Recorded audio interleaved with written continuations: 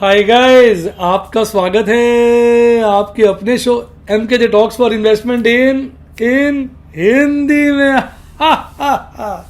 कैसे हैं आप भाई?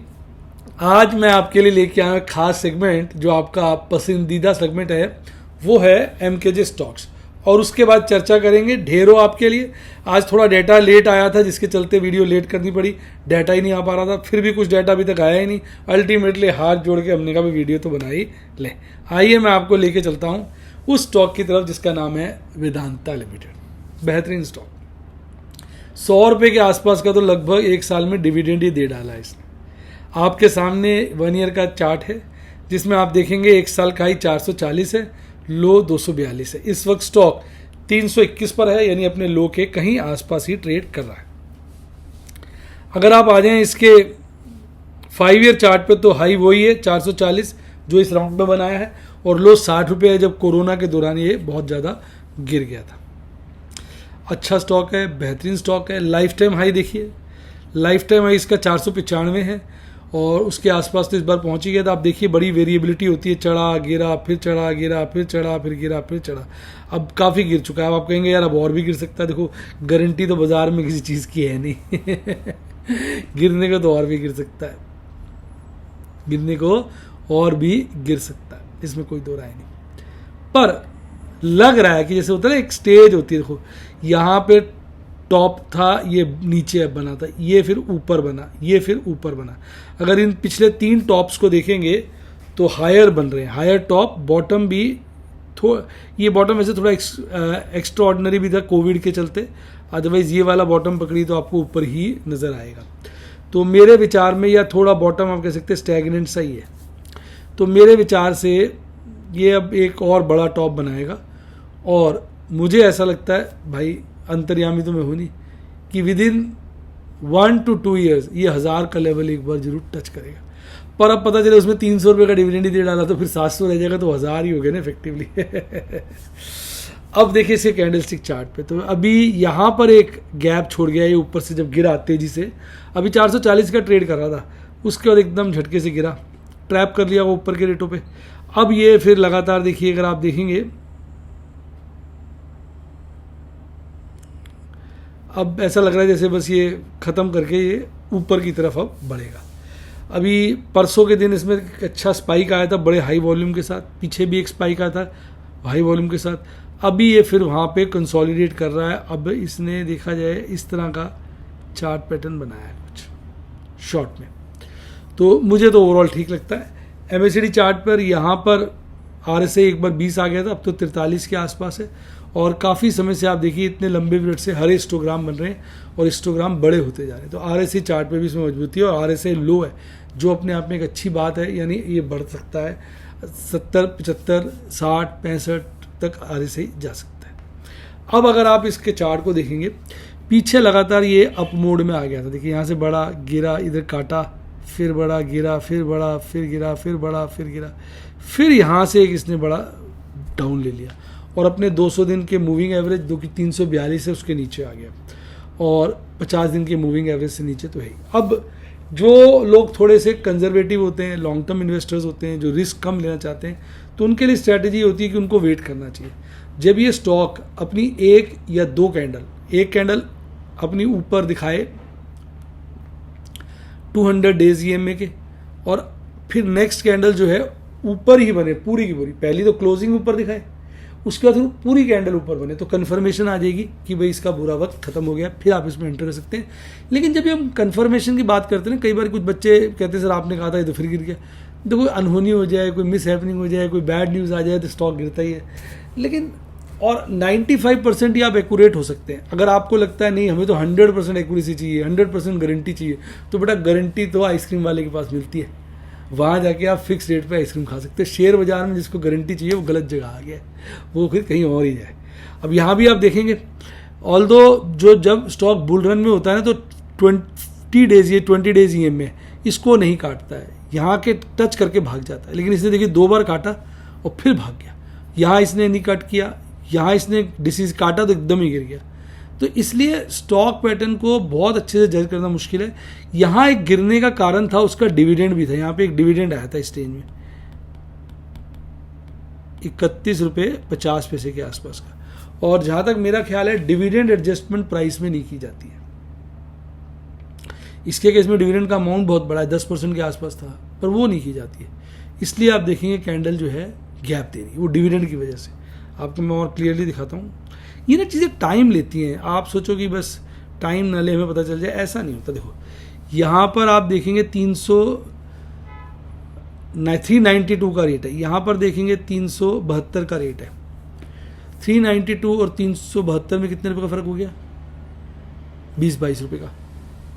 और सॉरी, ये मैंने इससे एक कैंडल मिस कर दी। यहाँ वाला कैंडल देखेंगे आप, 400 के आसपास का रेट है और ये 372 का। तो ये 400 से जो 372 हुआ था उस दिन ये एक्स डिविडेंड हुआ था, जिसकी वजह से ये बड़ा गैप छूटा था। तो ये प्रैक्टिकली गैप नहीं है। तो डिविडेंड की एडजस्टमेंट नहीं होती, राइट्स की होती है, स्प्लिट की होती है, बोनस की होती है। क्योंकि डिविडेंड नॉर्मली आधा 1%, 1.5% होता है, तो उसकी एडजस्टमेंट नहीं होती। पर इस कंपनी के इसमें डिविडेंड ही बहुत ज़्यादा है, तो वो एडजस्टमेंट आपको यहाँ नज़र नहीं आ रही है। तो यानी जो आपने रिटर्न्स देखी, प्राइसेस देखी है, इस पर 100 रुपये का डिविडेंड है। तो इफेक्टिवली अगर शेयर आज भी 300 कितने पे क्लोज हुआ है आज, ये 321 का, तो इसमें 100 रुपये जोड़ लो तो 421 रुपये का इफेक्टिव रेट आज भी इसका बनता है। तो ये अपने आप में बहुत बढ़िया शेयर है। मैं ये नहीं कहूँगा अभी लेना आपको, आप इसकी निगाहें रखें। जब आपको लगे इसने बड़ा अच्छा बॉटम बना लिया, आपके रिस्क एपेटाइट को सूट करता हो, तब आप इसमें खरीदारी करें। मेरे कहने से या किसी और के कहने से ना करें। आज यार वो ओपन वाली लॉन्ग पोजीशन का डाटा आ ही नहीं पाया, मैंने बड़ी कोशिश की। देखना मैडम अभी तक आया हो तो एक बार रख लो, आए तो बीच में। आज एक बड़ी खास बात मैंने देखी कि बड़े दिनों के बाद एफआईज की जो बिकवाली थी बहुत कम थी, 451 करोड़, और डीआईज की खरीदारी भी बहुत कम है। अब समझ में नहीं आ रहा ये है क्या। एक तरफ लग रहा है एफआईज बेचते बेचते थक गए हैं और डीआईज खरीदते खरीदते थक गए। इसके चलते आज भी बिकवाली तो आई 321 करोड़ की। लॉन्ग और शॉर्ट वाला डाटा आज अवेलेबल नहीं है इंडेक्स वाइज, वो मैडम निकाल दी है, अगर आ गया होगा तो दे देंगे। आ गया लेकिन सिर्फ इसमें ऐसे आता है लैपटॉप, यही मैंने आपसे कल दिखाओ, डाउनलोड करती हूँ ना। आपने खोला ठीक नहीं ना। कौन सी फाइल है? बैक चले जाओ, ऊपर से बैक चले जाओ। कहाँ जाओ मतलब? ये डाउनलोड करके ओपन की थी आपने? डाउनलोड का मैंने क्लिक किया था बस।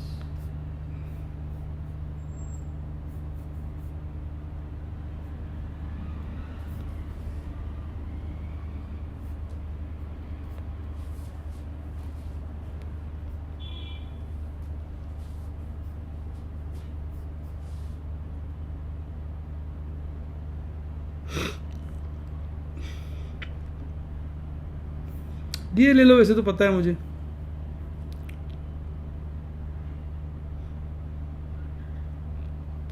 एफआईज का डाटा लेना ना इसमें से।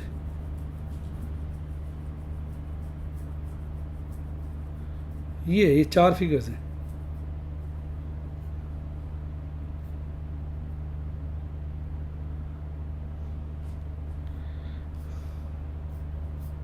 वो कहाँ खोला हुआ है आपने? सिर्फ वो 4 फिंगर से आगे बढ़ो, आ जाएगा। 4 फिंगर से सिर्फ।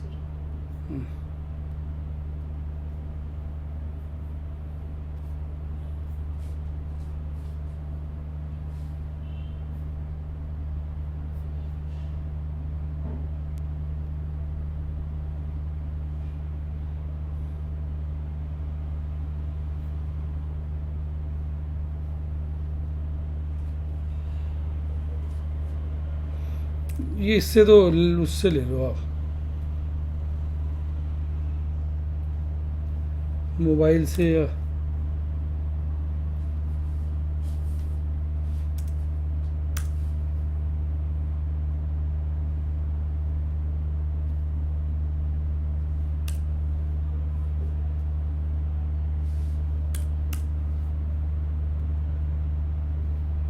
लो बेटा, आप लोगों के लिए डाटा लेटा मैंने कर दिया। देखो आज एफआईज ने अपनी पोजीशन को बहुत घटा दिया इंडेक्स में और स्टॉक में बढ़ा दिया, तो बहुत हल्का कर दिया। तो यानी आज बाजार उसके बावजूद भी संभला है, कमाल है, मैनेज किया गया। स्क्रीनशॉट तो डाल दो उसका, टेलीग्राम पे बच्चों को दिखा तो दूं। नहीं तो ये मतलब देखेंगे F22 की नेट जो है बिकवाली थी, DIs की खरीदारी थी, दोनों का जोड़ कर लिया तो नेट 321 करोड़ की बिकवाली है। इस डाटा के लिए मैं वेट करता रहा इतनी देर, वो वीडियो स्टार्ट करने के बाद ही है, वीडियो इतनी लेट भी हो गई। अब बात करते हैं देश की आन बान शान और हमारी निकालने वाली जान निफ्टी 50 की। पर उससे पहले मैं थोड़ी चर्चा करना चाहूँगा अंतर्राष्ट्रीय बाजारों की। आप देख रहे हो काफ़ी मैंने कंटेंट को रिच कर दिया आपके लिए, हर तरह की बात, पूरे विश्व की बातें, पूरे पार्टिसिपेंट वाइज सारी बातें मैं आज के बताता हूँ। देखो, अगर हम बात करें एशियाई बाज़ारों की तो एशियाई बाज़ारों में तो बड़ी नकारात्मक एक्सपायरी रही है, जहाँ पर अगर आप देखेंगे शंघई और SZSE कंपोनेंट हरियाली में बंद हुए, बाकी सब लालियाली में। हांगकांग और साउथ कोरिया जैसे बाज़ारों में 1% की गिरावट देखने को मिली। इस वक्त आपका यूरोप खुला हुआ है, यूरोप में लंदन में 1% की गिरावट है, मद्रिद में 0.19% की गिरावट है, बाकी जगह हरियाली है। और मज़ेदार बात देखिए, लंदन जहाँ पर 1% गिरा हुआ है, जर्मनी और पेरिस दोनों 1.25% के लपेटे में तेज हैं। विरोधाभास साफ नजर आ रहा है। सबसे ज़्यादा तेजी की बात करूंगा तो वो स्टॉकहोम में लगभग 0.25% से भी ज़्यादा की। अमरीकी बाजारों की बात करें तो मिले जुले संकेतों के साथ काम कर रहा है, जहाँ पर डाउ जोन्स फ्लैट है, बिल्कुल इस वक्त जीरो दिखा रहा है। S&P 500 और नैस्डैक और स्मॉल कैप 2000 हरियाली में, और वहाँ तेजी 0.5% से लेकर 1% की देखने को मिल रही है। कनाडा 1% तेज है, ब्राजील का बोस्पा फ्लैट है, 0.11% तेज है। हमारे बाजार बंद हुए 16,628 पर। इस वक्त हमारा SGX निफ्टी 50 16,668 पे ट्रेड कर रहा है। यानी आज जब बाजार सारे नेगेटिव संकेत दे रहे थे, हमारे बाजार हरियाली में बंद हुए। मुझे लगता है कल उल्टी गेम खेलने को मिल सकती है।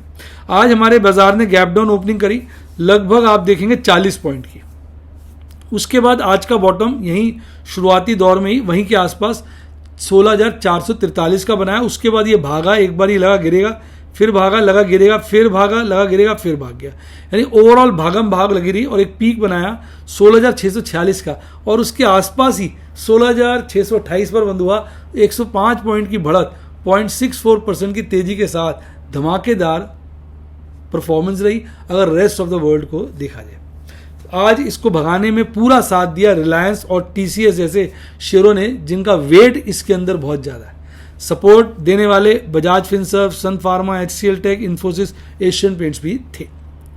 और अगर हम बात करें गिरावट वाले शेयरों की तो अपोलो हॉस्पिटल सबसे ज़्यादा गिरा हुआ था, hero motor Corp, Eicher motor, HDFC, power grid, Tata motor आज काफ़ी गिरा था, 435 के आसपास बिक गया, फिर थोड़ा चढ़ गया था, और HUL, इनमें भारी गिरावट देखने को मिली। आखिरी क्षण में बाजार भागा तो काफ़ी रिकवरी आ गई। अभी भी देखिए ये वाला गैप छूट रहा है, मुझे ऐसा लग रहा है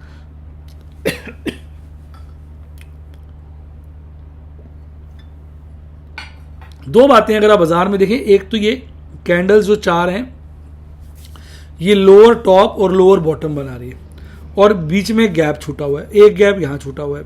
तो जैसे लग रहा है तड़प तड़प के दिल में है आग लग रही कि मैं नीचे जाके गैप को फिल करूंगा, ऐसा लग रहा है हमारा निफ्टी 50 गाना गा रहा है, क्योंकि नीचे गैप रह गया और वो बार बार धीरे धीरे उस गैप को फिल करने की कोशिश कर रहा है। तो आज वैसे कैंडल अपने आप में बड़ी बुलिश है, क्योंकि आज की कैंडल को हम बुलिश एनगल्फिंग कैंडल कहेंगे। हालांकि ये कल की पूरी कैंडल को तो समा नहीं पाई, थोड़ी सी कल की कैंडल्स की ऊपर की और नीचे की विक जो है वो इसके अंदर नहीं बन पाई। आज की कैंडल है बड़ी स्ट्रॉन्ग, क्योंकि ऊपर की विक है ही नहीं और नीचे की विक भी बहुत लंबी नहीं है, ठीक ठाक सी है। तो स्ट्रॉन्ग कैंडल, पुअर लोकेशन, यानी कैंडल की लोकेशन खराब है, कैंडल अच्छी बुलिश है।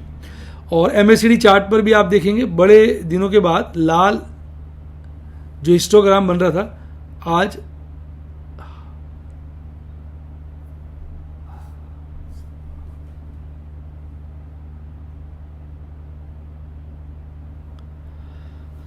हरा हिस्टोग्राम बना है, जो अपने आप में अच्छी बात है। और RSI ने इंप्रूवमेंट, मुझे लग रहा है कुछ गड़बड़ हो गई डेटा में, सरक गया ये लगता है चार्ट। एक बार देख लेता हूँ यार, कुछ मुझे डाउट सा लग रहा है।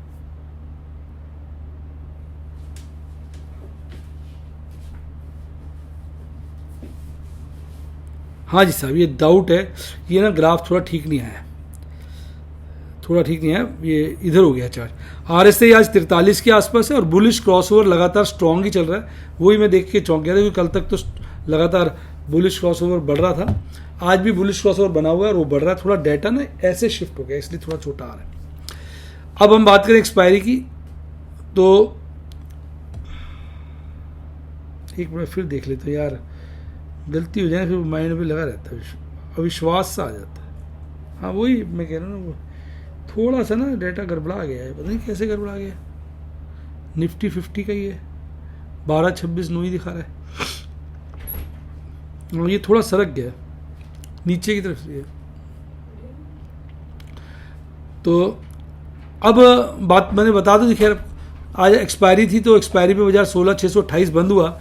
अब जो नेक्स्ट वीक है उसकी अगर आप मैक्सिमम ओपन इंटरेस्ट देखेंगे तो 16,000 रुपये पुट का, कॉल का 17,500 रुपये। तो कल पोजीशन पता चलेगी, 16,600 के आसपास देखेंगे तो कॉल ज़्यादा है, पुट कम है, और यहीं पे ओपन इंटरेस्ट इस वक्त मैक्सिमम है। बाकी ज़्यादा क्लैरिटी कल हमें इसमें मिलेगी। मंथली डाटा तो वही है कि जो पुट राइटर्स है 16,000 पे अपनी पोजीशन स्ट्रॉन्ग कर रहे हैं, कॉल राइटर्स 17,000 से भी भागकर 17,500 पर चले गए। यानी कहीं ना कहीं मंथली एक्सपायरी को लेके पुट राइटर्स कॉल राइटर्स में डर है। अगर डर की समीक्षा की जाए तो कॉल राइटर्स का डर पुट राइटर्स से बड़ा है। पीसीआर जो है इस वीक की एक्सपायरी का बिल्कुल न्यूट्रल है, और मंथली पीसीआर में इंप्रूवमेंट देखने को मिली है। अब बात करें निफ्टी बैंक की, तो निफ्टी बैंक भी जो है आज बड़ी दर्दनाक स्थिति से गुजरा। जहां हमारा निफ्टी 50 हरियाली में बंद हुआ, निफ्टी बैंक जो है लालियाली में ही दम तोड़ गया। हालांकि फ्लैट क्लोजिंग ही कहेंगे, क्योंकि 7% पॉइंट गिरकर 0.02% की गिरावट के साथ बंद हुआ है। 35,620 की कल की एक्सपायरी थी, आज 150 पॉइंट की गैप डाउन ओपनिंग करता है, और शुरू में बॉटम बना लेता है आज का 35,385 का, फिर भागता है, फिर गिरता है, यहीं रहता है, फिर गिर जाता है, फिर भागता है, फिर धड़ाक से गिरता है, फिर भागता है, फिर गिरता है, फिर हल्का सा चढ़ता है। और इस दौरान आखिरी क्षणों में यहाँ पर आप देखेंगे सबसे ज़्यादा यही है, 35,627 का 676 का पीक बनाता है, और अल्टीमेटली उसके आसपास ही 35,613 पर 7 पॉइंट गिरकर फ्लैट क्लोजिंग दे जाता है। अगर बात करें 8 शेयर हरियाली में, 4 लालियाली में, सबसे ज़्यादा गिरावट बंधन और एचडीएफसी बैंक में थी, कोटक महिंद्रा, आईसीआईसीआई बैंक, यानी जो दिग्गज बैंक जिनका निफ्टी बैंक में वेट ज़्यादा है वो आज ढीले थे, जिसके चलते अच्छी तेजी के बावजूद, जैसे फेडरल बैंक ने अच्छी तेजी दिखाई, इनका वेट कम है ना पीएनबी में, bank of Baroda, IndusInd bank, इसलिए इंडेक्स चढ़ नहीं पाया। क्योंकि जो दिग्गज आइटम्स हैं, जो सबसे ज़्यादा अगर आप देखेंगे वेट है एचडीएफसी बैंक का, फिर आईसीआईसीआई बैंक का, ये सब मरे हुए थे, जिसके चलते ये ढीला आपके सामने रहा। अब बात करें इसके कैंडलस्टिक चार्ट की, तो आप देख ही सकते हैं ये वाला गैप तो कह रहा है नीचे आ जा भाई, और आज की कैंडल ये फिर से कंसोलिडेशन बना, लेकिन अगर ये देखेंगे तो बड़ा अजीब सा बन रहा है, लोअर टॉप से हायर बॉटम से जो अब ये क्लोज हो रहे हैं। तो इसके बाद ब्रेकआउट या ब्रेकडाउन एक चीज़ एक्सपेक्ट की जा सकती है। हालांकि ये कुछ दिन पहले ये वाली कैंडल जो है 50 डेज ईएमए के ऊपर चली गई थी, जब हमने कहा था बाजार बुलिश है। उसके बाद लगातार कैंडल्स 50 डेज ईएमए के नीचे हैं। जब तक 50 डेज ईएमए के नीचे हैं तब तक ये शॉर्ट टर्म में थोड़ा कमजोरी ही दर्शा रहा है। अब अगर इसके ऐसा ही था लगभग उसका चार्ट निफ्टी 50 का, उसका ये वाला हिस्टोग्राम जो लाल है ना इसका, वो हरा था। तो बड़े दिनों के बाद निफ्टी बैंक में हरा हिस्टोग्राम की जगह लाल हिस्टोग्राम देखने को मिला, यानी बुलिश क्रॉसओवर जो है वो कमजोर हुआ है। आरएसआई स्टेबल है 55 पे, आरएसआई अपने आप में अच्छे लेवल पे है जो मजबूती दर्शाता है। बाजार बंद हुआ 35,613 पर, तो 35,600 को अगर मैं पकड़ता हूँ तो यहाँ पे कॉल राइटिंग कम है और पुट राइटिंग ज़्यादा है, यानी पुट राइटर्स को कॉन्फिडेंस है कि बाजार 35,600 के ऊपर रहेगा, और कॉल राइटर्स को इस बात का विश्वास नहीं, इसलिए उन्होंने कम पोजीशन बनाई हुई है। यहाँ पर पुट राइटर्स की हाईएस्ट पोजीशन है 35,600 पे, और कॉल राइटर्स की हाईएस्ट पोजीशन 36,000 पे है। यानी इस वक्त बाजार मजबूती से आने वाले हफ्ते में इस वीकली एक्सपायरी में 35,500 और 36,000 के बीच घूमता अभी के डेटा के हिसाब से नजर आ रहा है। कल कोई अनहोनी हो जाए तो बात अलग है। पीसीआर की बात करें तो इसका पीसीआर थोड़ा सा ओवर सोल्ड जोन में ही है, वीकली वाला, मंथली वाला ओवरबॉट जोन में ही माना जाएगा। आज 2 ही ट्रेड किए थे, एक बहुत बढ़िया स्ट्रैडल बनाया था निफ्टी बैंक का, क्योंकि वो मरा पड़ा था, मैंने मौका देखा, एक अच्छा स्ट्रैडल बना लिया।